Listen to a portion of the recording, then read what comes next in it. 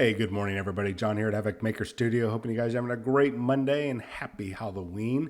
If you celebrated Halloween over the weekend, I hope you had a very good time. And if you are celebrating Halloween tonight, please be safe.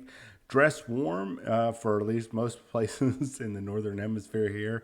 It is definitely getting chilly. I think we're looking in the 50s and 60s right now in my area. So today I want to talk about something that I mentioned about a year ago is Dungeons and Dragons 6th edition. Right now, a lot of people said, John, it's not going to happen. There's no need, there's no reason for them to get rid of 5th edition because it is the best iteration of Dungeons and Dragons, right?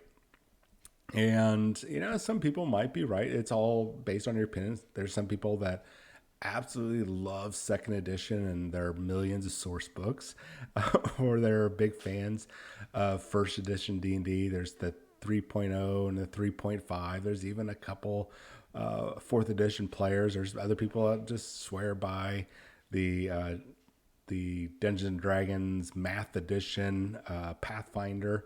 Everybody's got their own favorite version of the game, but like all these games and Dungeons and Dragons, there's always going to be an upgrade coming down the line. Mainly because they've got new content, they getting years, decade or more of player feedback. They got new talent, they got a lot of new things going on, and they want to go ahead and make a new edition. Now, one D&D is what it's officially called right now, but let's just face it, it's 6th edition. Some people like 5.5, but it's a new edition and it's going to be coming in 2024. And we were right about it. Our sources were right and we were right in our speculation. Yes, I'm patting myself on the back because I like being right. It doesn't happen often, but when it does, I like a good pat on the back.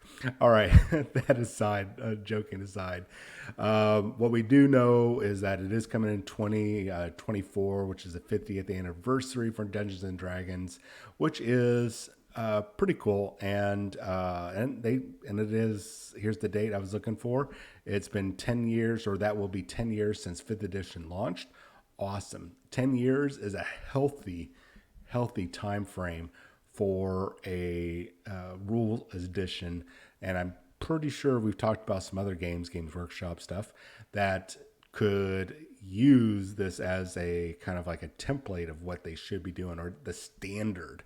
I'm not saying that every company needs to be sticking to a 10-year standard for their hallmark for making a new edition, but there's some companies out there that wait around 3 years and make a new edition, and then 4 years, and then another 3 or 4 years later make a new edition.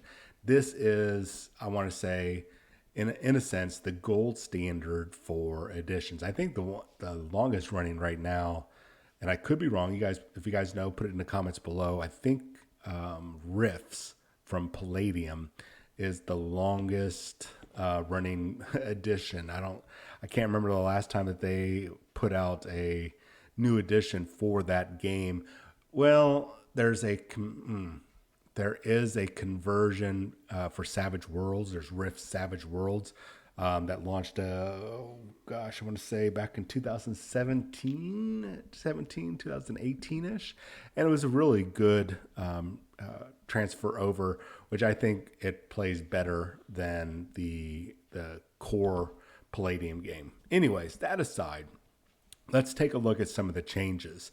Now, what we do know is that a lot of the books are going to be that are currently available right now are going to be compatible with the new edition, and a lot of the newer books that are coming out are kind of future-proofed in a sense for the new edition. They're not 100% future-proofed, but they're designed with the intent of being compatible with that new edition.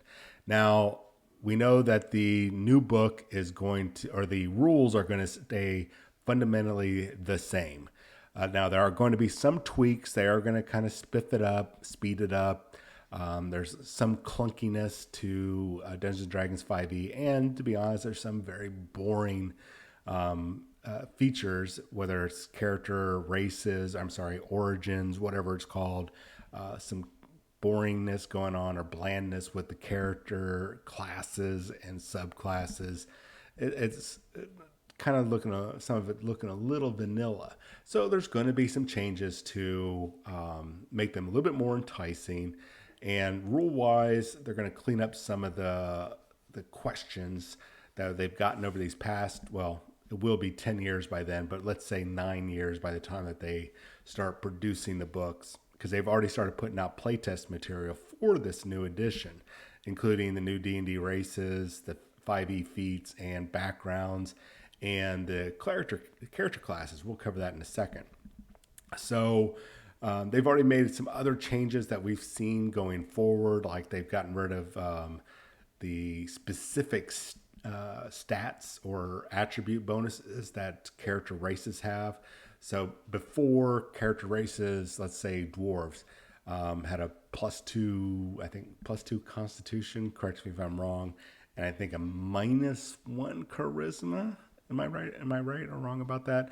I might be dating myself with that, but they had very specific things. If you're this race, these are the stat bonuses that you have based on your race. So they got rid of that. And now they get bonuses, just kind of general bonuses that you can plug and play anywhere. They've also done some social engineering in regards to things like gender and some. This next part is a little odd for me, but evil races are slowly becoming non-evil races. That there's an ideology that's going on in the Wizards of the Coast I don't necessarily agree with, but they are removing the things like the Dark Elves or the Drow are not necessarily an evil race.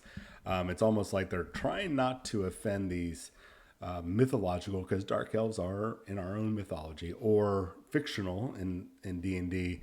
They don't want to offend them or the people that like to play them on a social level. So there's some social engineering going on in regards to race, gender, and the different species and stuff like that, and backgrounds. There are changing some things, and even some monsters. I don't know how far it's gone.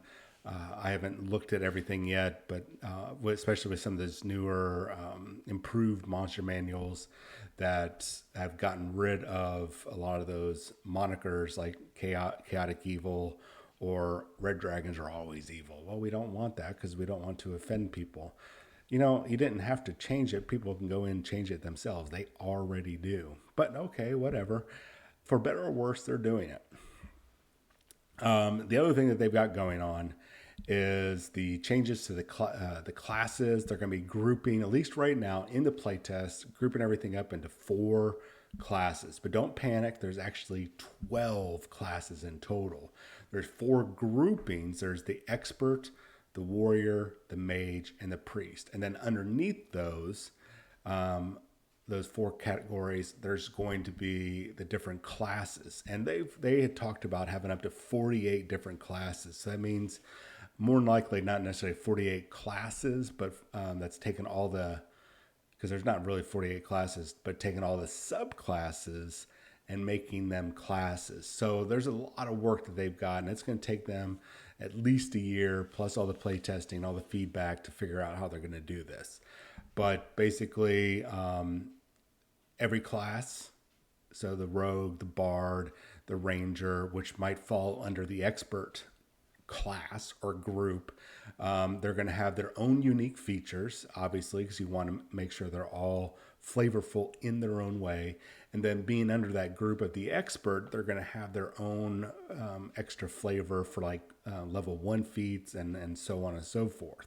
So right now, the feedback seems to be good because they're really kind of expanding upon these professions, and hopefully this will really enhance the game.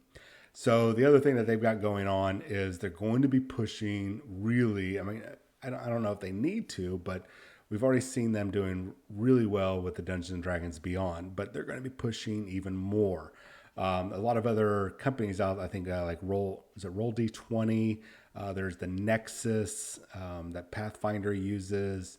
There's there's a couple others that I can't think of off the top of my head, but they're online role playing tools that you can use to be able to stream.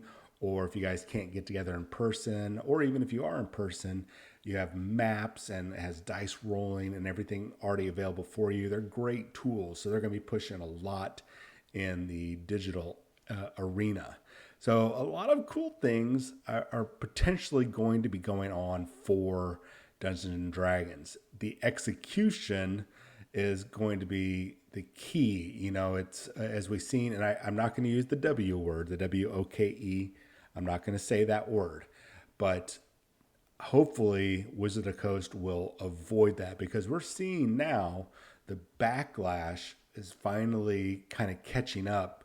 Companies are starting to see that W word is not beneficial financially. Take a look at Warner Brothers, take a look at Netflix, take a look at Disney, and seeing how there are huge changes going on because of the loss of revenue. And games like Dungeons and Dragons, with such a massive audience and so many streams on Twitch and on YouTube, and so many people playing in store, they've got to be very careful, because where their game has a lot of social interaction, they need to make it enticing enough, but also generic enough so they're not, I hate to say it, but they're not offending anybody. They're going to offend somebody on the left, the right, in between. Somebody's always going to get offended or really upset because, oh, this is just a W word. Or, oh, this is, I don't know, right wing, or whatever the right wing equivalent of the W word is. But there's always going to be those people that are going to be like that. And it's a small group of a small group of a small group. But there's always those people. They're always there. They're always out there. Most people are generally, when it comes to sitting down and playing an RPG, you know your group, you know your normal mannerisms and behaviors. So I don't think there's necessarily going to be an issue on the day-to-day games, but for people that are reporting on the news, the bigger sites like Wargamer, I'm going to have a link for this article in the description below, by the way, because I wanted to make sure there's other links in there. So if you're interested in seeing what they're talking about with the different classes and the races and some of the other changes in the playtest, you can click on the link and go to it. But even Forbes and a few other companies, news companies, have talked about this stuff. And when you have more eyes starting to look at you and starting to see, are you going to go WOKE, then that could be bad. So they've got to, in my opinion, they need to be very careful on that part of the process. If they can make a great game and subtly include social ideology or social engineering stuff in there to make things a lot more inclusive without going, hey, I'm waving my banner, I'm virtue signaling, then D&D 6th edition is going to launch and it's going to be absolutely great. I'm looking forward to seeing what they've got going on. And you guys let me know in the comments below, are you excited about this? Are you not a D&D fan? Have you been kind of out since, I don't know, 6th edition or 4th edition? Anyways, you guys have yourself a wonderful Monday, and I will chat with you guys later. See ya.